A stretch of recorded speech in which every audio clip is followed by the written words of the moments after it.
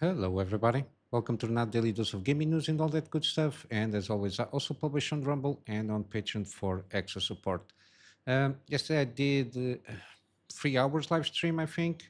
In the meantime, I already published today a VOD, trying to catch up with the live streams again. And throughout today, I will also try to do a live stream. Let's see how it goes, and probably also publish another VOD again. Trying to, I don't know, publish videos, two VODs per day until it catches up with the live streams. I still need to edit at least a couple of live streams and upload them to YouTube, so it will take a while. Still, throughout this week, I think I can manage that for everything to be almost in sync between live streams and VODs. So let's go to some news here. We got again. This is rumors. Even though I remember watching a couple of videos or a couple of segments from Moore's Law is Dead channel regarding this new Xbox hardware that supposedly will be coming out. And this kind of, at least from my perception, it seems to be kind of in sync to a certain degree, this information. Again, the leak said that this new Xbox Helix, it seems that what they're trying to aim in a certain extent to be kind of a hybrid of between PC and a console. Again, I kind of covered a little bit this, if not yesterday, a couple of days ago. I don't think this is the best approach here.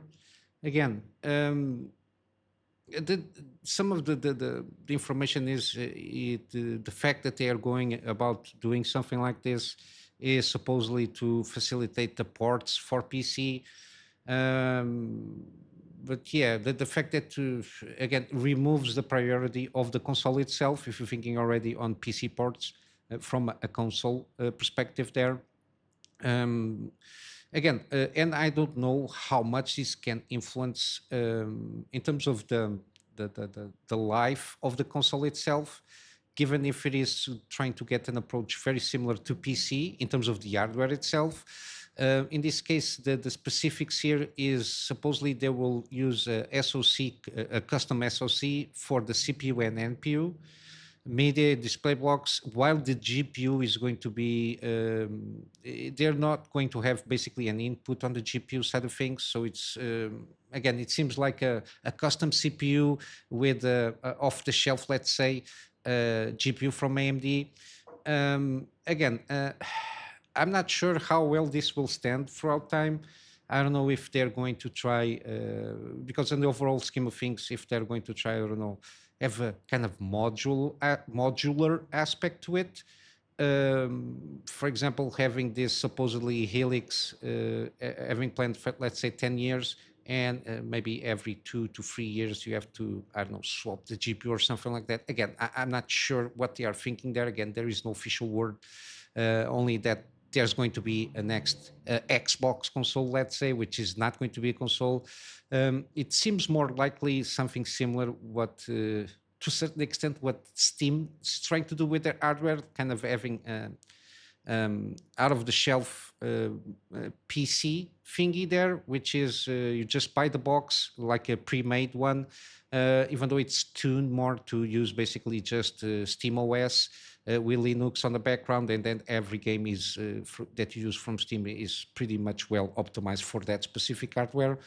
Again, I don't know what they're trying to do here. And the fact that, again, even the GPU side of things, which is to basically play the games, the fact that it's not even fine-tuned or customized for Xbox, it indicates that they are going to be probably more reliant on upscaler technology to try optimize the game to have like I don't know, a smooth 4K 60 FPS target there. Again, a lot of questions rise from here. Again, the excuse they basically said, basically it's co-designed for next generation DirectX and FSR, but also described apart from at the bridge between console and PC gaming again, which I think it's not a good philosophy as an overall hardware platform there, specifically console. And the fact that I also saw some hints here and there that Microsoft will not have the only it's not going to be the only hardware vendor of these consoles. I think ASUS, MSI, or these bigger hardware manufacturers will have the chance of introducing their own customized Xbox. Again, I don't think this is a good way of going about things, because then who guarantees, for example, that Microsoft Xbox Helix plays the same as, let's say, a ASUS ROG Helix machine? Again, and the fact that, also taking all this in account, the fact that Microsoft itself has basically said that Xbox needs to start introducing AI in everything. Again, for sure, we'll see something similar, like a cut down version of Windows 11 working on this Xbox hardware, with the Copilot associated with that, which basically is the AI component there. Again, I'm not sure what the fuck they are doing there. But yeah, it doesn't bode well, let's say, of what a console should be. But yeah, this is trickling out here and there regarding what this supposedly Xbox Helix will be. Again, again, they say that this might be have easier time between doing ports from Xbox to PC. Again, it's not going to be a port if basically this Xbox is basically a mini PC, let's say. Um, might as well buy a mini PC. I don't know. Again, I don't know what they're trying to do here. I don't know if they're trying to also, in the meantime, given this is going to be supposedly an hybrid between a console and a PC, for them to have, like, I don't know, you can install on an Xbox, let's say, a Steam app, and then you can play Steam games there, for them to sell more Xboxes, kind of a thing there, trying to make an incentive there.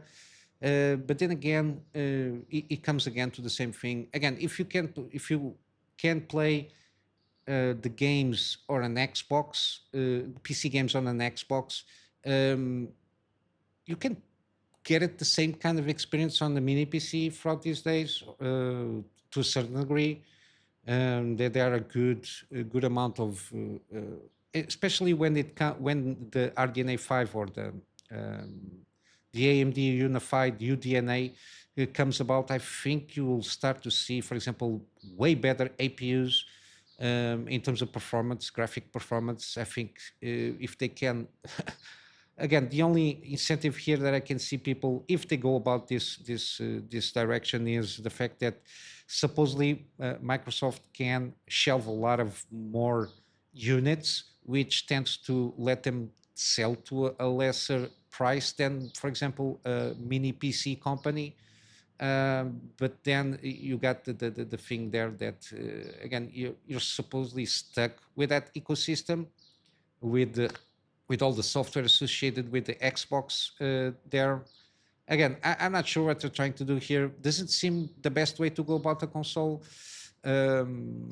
I don't. I think, again, the approach. I think they need to start, or they need to continue to try and compete with PlayStation itself as a console manufacturer more than anything else, while they can, at the same time, the studios, given that this is a Microsoft subsidiary. While the developers can, I think it's easier to optimize a game for a console, because it's just one piece of hardware that you need to cater there. And then at the same time, they can cater to PC optimizations. They've been doing that for some time now.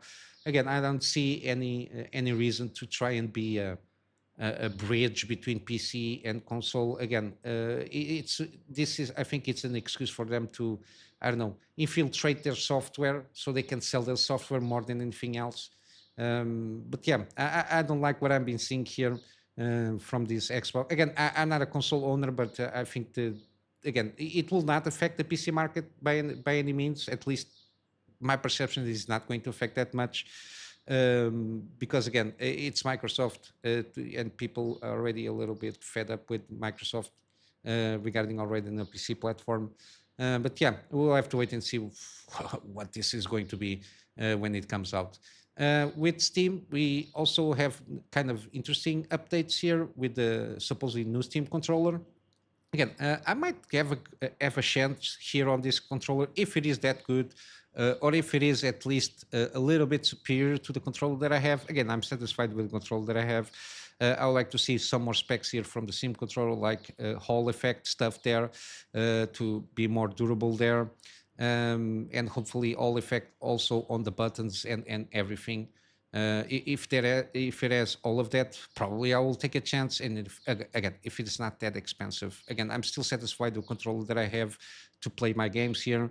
But yeah, it seemed to have. I covered the thing that there was supposedly a huge shipment of supposedly these new controllers to US markets.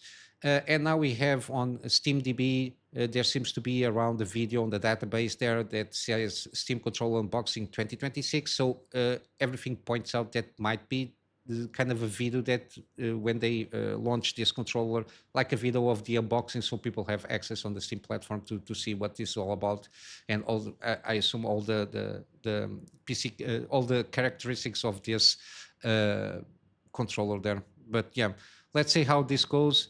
Hopefully, it will not take this much longer for them to present this product, because again, I think that the last PC controller was good enough to be justified to buy. But again, that haptic feedback thing there, it's what puts off me a little bit. This one, unless they can put some, I don't know, some features here where you can use it as an extra button or something like that. I don't know. We'll have to wait and see how this goes. In terms of gaming industry, similarly, Toei company, and there is also Toei Animation, if not mistaken. They are now launching Toei games. What is interesting here, I know that Toei, as a company, has a lot of IPs. This part of the Toei games, at least for the moment being, they will not use Toei's existing intellectual properties, which is very interesting. They are going to try something completely new.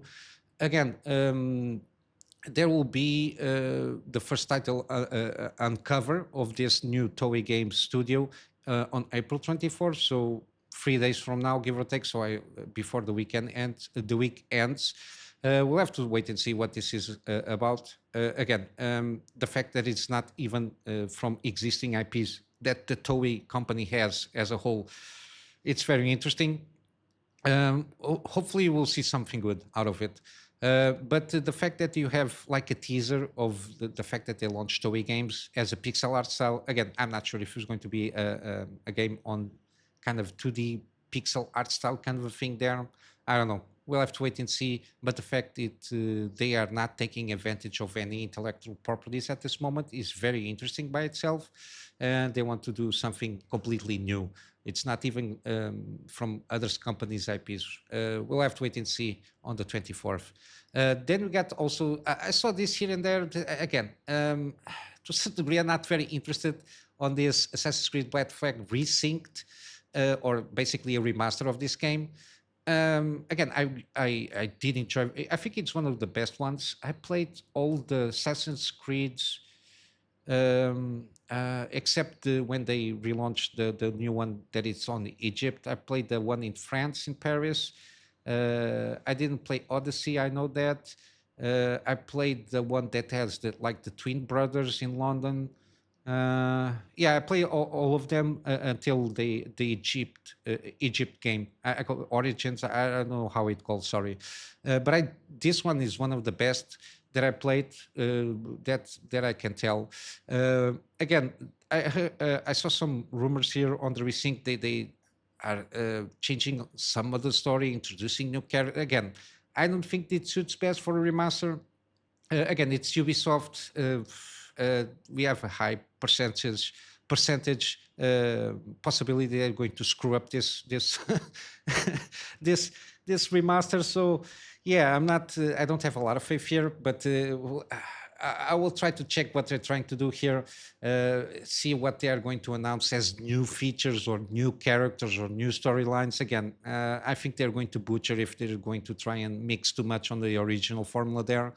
But yeah, I saw some screenshots, leaked screenshots. Again, I don't cover that. I don't like to cover that too much because again, I don't know what good it will make. Just a couple of screenshots leaked, supposedly for the differences between the original and the remake. But yeah, 23 or 23rd, sorry. So a couple of days from now, supposedly we're going to see what this is all about. Again, we'll have to wait and see to have a better idea. Regarding more showcases, supposedly there's going to be a ID Xbox showcase also for the 23rd of April. Again, I'm not sure if Assassin's Creed is going to be included on this one. I will assume so because it's the same day. Again, I don't see why not. Again, it helps a little bit to push a little bit the remaster visibility there. Again, we'll have to wait and see because it's again it's not on the same. I didn't notice 9 a.m. PT.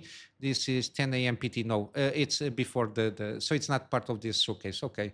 There's going to be supposedly a third party or partner studios presentation. So it's not going to be first party.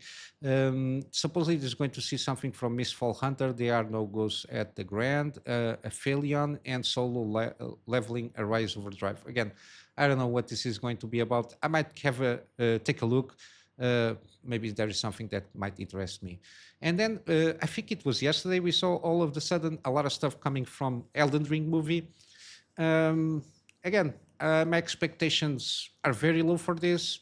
I think, given all the lore and all what happens in Elden Ring, I think it's going to be a huge challenge to try and stay focused on certain things for a movie, even if it is like a 2-hour movie. We got some actors. The cast or some of the cast has been announced, and also a launch for a premiere for this movie, which is still far away. So March 3rd of 2028. So at least a couple of years from now. From the list here, from name, I only recognize these three. Probably if I see their faces, I probably can recognize more actors here. We've got Ben Whishaw, again, from Skyfall, from the new 007 movies and other stuff there. We got Jonathan Pryce, very well-known actor, even from Pirates of Caribbean. Also, I think the last big thing that he did was the Two Popes, but I also saw him on Slow Horses. I think it's an Apple show, if not mistaken. He's a very good actor. And then you got Nick Offerman. Again, everybody knows Nick Offerman. I think the last big thing supposedly that he did was The Last of Us. But yeah, other than that, I don't recognize itself all the actors here by name, except for these three. Again, as I said, the Elden Ring is a huge world with a lot of lore, a lot of stories, a lot of characters, a lot of motives. Again, supposedly, I like the director. I completed Alex Garland, I think it's called. Alex Garland. He did movies, some movies that I like. Then I watch. I completely forgot the title. Sorry, at the top of my head. Supposedly he played very much Elden Ring. Supposedly, from what I saw, I think he has NG 7 plus, so New Game plus 7 levels above, so 7 journeys. And the story goes that he liked so much the game that he wrote, sorry, a script, or at least he made an essay basically of what he intends to do with the movie, and supposedly arrange a meeting with Miyazaki, and supposedly it has a stamp of approval. Again, it's one of those things. 2 hours trying to pack a lot of stuff in 2 hours from what we know is the magnitude of a game like Elden Ring. It's going to be a challenge. Sorry about the noise here. Fucking Lamborghinis. Yeah, it's going to be very tricky to try and fit a good storyline and a good character arc there. Try not to cram too much characters. I don't know. I think Elden Ring might fit better as a journey that you do on Elden Ring, and try to maintain as focused as much as you can, and make like a series here. I don't know. For example, the first season can be tackling like Lingrave area. The second season, something that kind of goes between the lines of the main game itself, like the going about like the main bosses, the like key stuff that everybody can recognize from Elden Ring. I think a series might be a better thing there. Or even seasons can be different characters, I don't know, and then they can amalgam. I mean, I don't know. There's a lot of ways of going about it. Again, the movie is going to be a huge challenge, I suppose. But yeah, hopefully it's a good one, and I'll be there on the cinemas to watch if everything goes well. But yeah, in terms of news, this is what I caught my attention for today. Going for some gaming deals. Again, today gaming deals are stuff that is on my library, and I already at least play some of it. Again, got Alan Wake. I did play it when it came out, not on Steam. But yeah, I do recommend this game. I did enjoy very much, and it's 90% off again. It's just $1.50, give or take. Again, I do recommend to play this game. I think even the DLC, the American Nightmare, it seems pretty good, but it's not in promotion.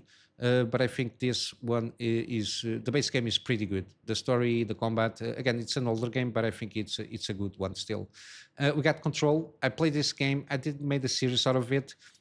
I do recommend the Ultimate Edition with the DLC there. It expands more Control's universe, and you can see the linkage that it is with Alan Wake, so Remedy connected universe, let's say. Again, very good game, a good story, got some stuff there, very Twin Peak-ish, let's say.